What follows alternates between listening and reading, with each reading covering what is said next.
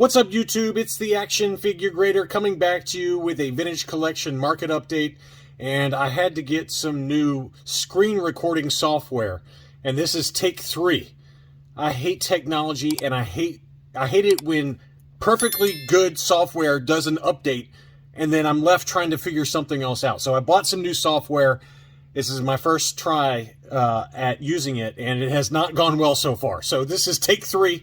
But I've got some vintage collection items that sold, including lots of Holy Grails that sold, graded, ungraded, TVC 1.0, and then some more recent releases, and a lot of vehicles also sold, both buy it now situations and auctions. So without further ado, I wanted to go ahead and dig right in. The very first one I've got here is a VC08 Foil Ultimate Galactic Hunt Darth Vader. This is the Canadian version, though, so it's a little bit tougher to find this one, but I've noticed that this one has been popping up 2 or 3 or 4 times here recently on eBay, and they've all been kind of between $125 and $150. And this one did sell for 170 Canadian dollars, which is 130 US plus $16 shipping. So this is kind of towards the upper end of the range. 150 seems to be about the top end for the Foil Ultimate Galactic Hunt Canadian Darth Vader. Likewise, here is the Canadian regular release Darth Vader. This one has the Boba Fett error sticker on the front of the card, BOBBA.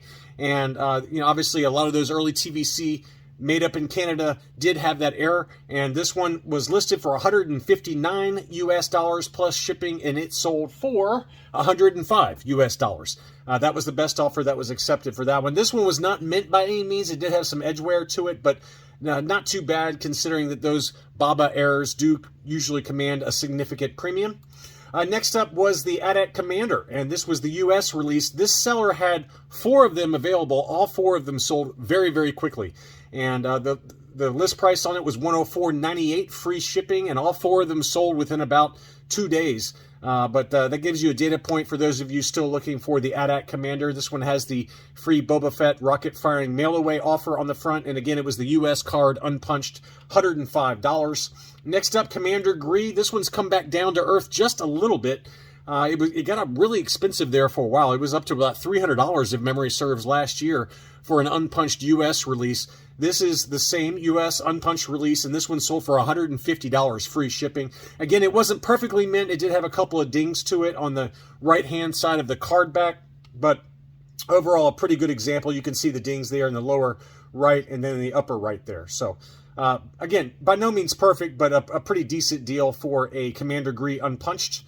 Next up, I've got several different data points for the Princess Leia in her slave outfit, VC64. It seems like every video we cover some recent sales for this one, and it's one of the more expensive ones, although it has come back down to earth a little bit.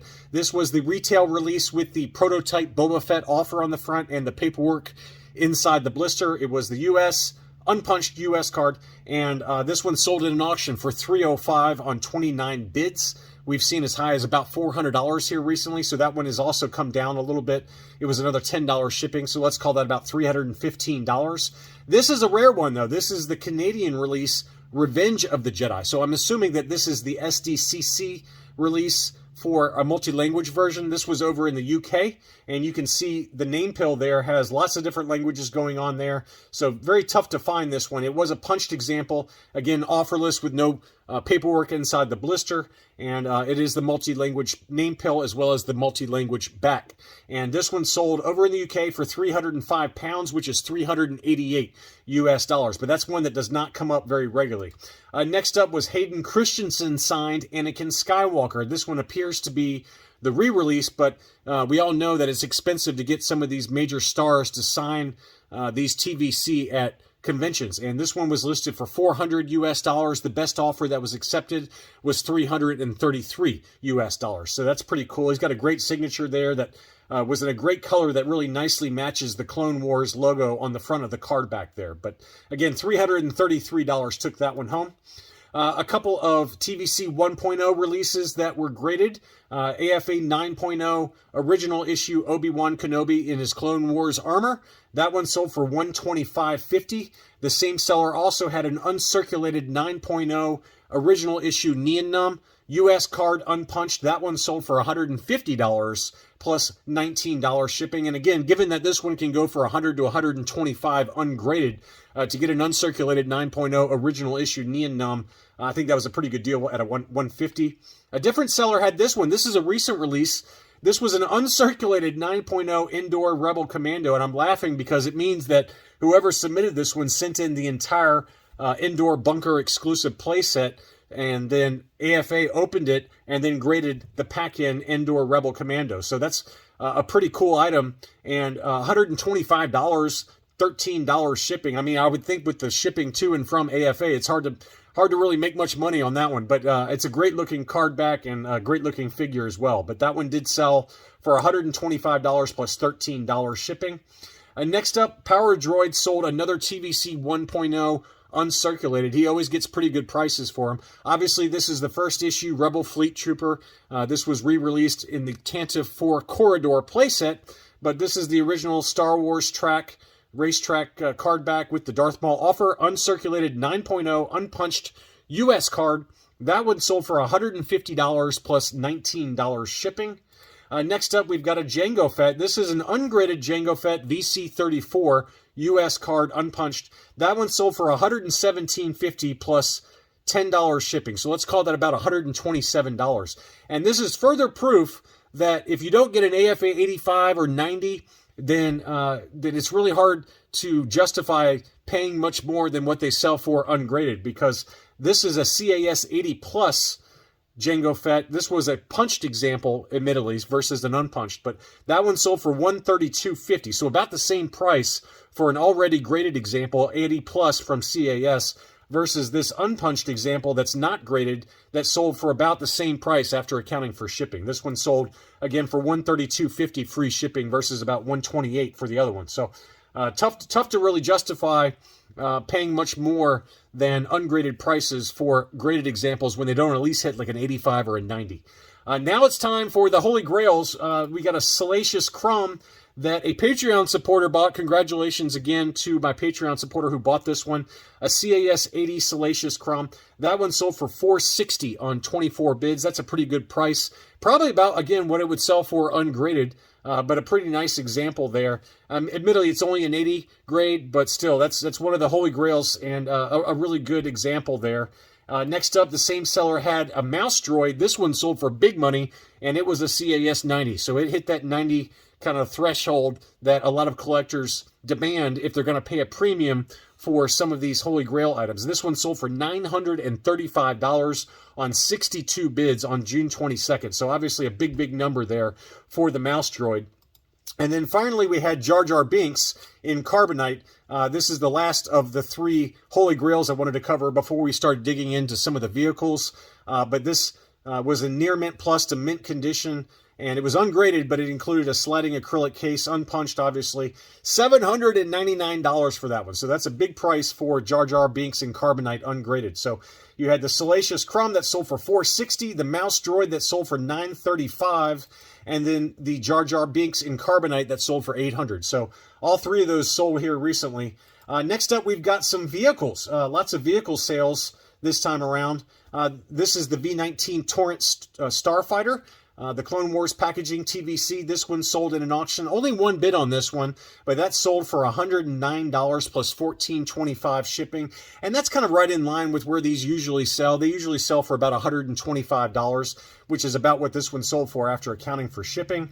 Next up was Obi-Wan's Jedi Starfighter with the Darth Maul offer by the Revenge of the Sith logo in the upper left-hand corner. That one sold for $129 free shipping, and I've seen as high as $140 for this one recently, mint and sealed box.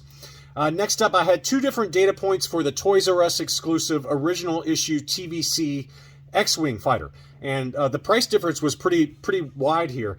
This one sold in the U.S. for $180 plus $20 shipping, so that's about $200 for the Toys R Us exclusive, but this one sold down in Australia, and this one sold for $263 US, which is about $400 Australian dollars plus shipping. So pretty big price point difference on that one, but both of the packaging on them were not perfect, but they were in pretty good shape overall, just some light wear and tear to it. But a pretty wide price disparity when you look at the US sale versus the Australian sale. Next up was the YWing Fighter in the TVC packaging. This one sold for $250. The box on this one did have some wear to it, so it was by no means perfect, but $250 plus $18 shipping for the Y-Wing. And then we start getting into some of the more expensive vehicles that sold here recently. Here was the Return of the Jedi TIE Interceptor. This one always goes for between $300 and $350. This one sold in an auction for $305 free shipping. So this one kind of fell towards the lower end of the price range where this TIE Interceptor usually sells. And I thought that was a pretty good deal, given that the packaging was in pretty good condition. There was one little flaw down there in the lower left-hand corner, as you can see. But overall, it was in really great shape. Next up was the Razor Crest, obviously the HasLab Razor Crest. This included all of the unlocks and was mint in sealed box, and this one sold for $620 free shipping, and that's the lowest price I've seen here recently. There were a few that sold kind of $550 to $600, but either they were not in perfect shape, or they didn't include all the unlocks, or it was already open, things like that. So I thought $620 I think was kind of pretty good price, really. I found a couple that were lower, but not many. So $620 is kind of a new price point to aim for if you're looking to get that Razor Crest with all the unlocks, mint in sealed box. And then finally we had the AT-AT Walker. This had the Empire Strikes Back packaging. This was a Toys R Us exclusive, and this one sold in a buy it now situation for $629 plus another $49 shipping.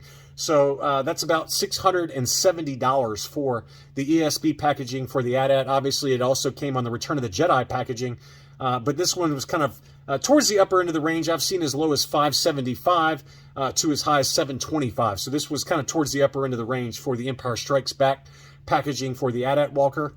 Anyway, that's all I really had for this video. Lots of interesting data points there, including for those 3 Holy Grails for those of you out there hunting. Thanks so much for watching, and I'll be back soon.